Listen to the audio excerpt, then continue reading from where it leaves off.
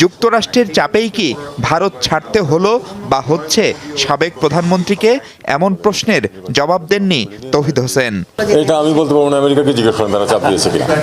সাবেক স্বরাষ্ট্রমন্ত্রী আসাদুজ্জামান খান কামাল সহ আওয়ামী লীগের অনেক শীর্ষ নেতার অবস্থান প্রতিবেশী ভারতে। তাদের অনেকেরই বৈধ পাসপোর্ট নেই বলে গুঞ্জন।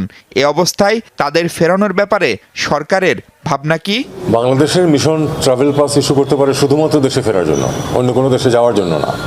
সেটার জন্য পাসপোর্ট লাগে, পাসপোর্ট তো ন্যাচারালি ইস্যু করা হবে না। তারা যদি দেশে ফিরতে চান তাদেরকে অবশ্যই ট্রাভেল পাস ইস্যু করা যেতে পারে থিওরিটিক্যালি, এবং তারা দেশে ফিরে আসতে পারে। ট্রাভেল পাস শুধুমাত্র one way travel to Bangladesh. আপনাদের কাছে সুনির্দিষ্ট কোনো তালিকা আছে 5 আগস্টের পরে বাংলাদেশের রাজনৈতিক? আমার কাছে অন্তত সুনির্দিষ্ট কোনো তালিকা নেই। আমরা যেটুকু পত্রপত্রিকায় দেখেছি, প্রতিবেশী দেশগুলোর কাছে চাইবেন কিনা যে আপনাদের কারা? সেটা যদি প্রয়োজন মনে করা হয় যে এই তালিকা দরকার আমাদের, তাহলে চাওয়া যেতে পারে।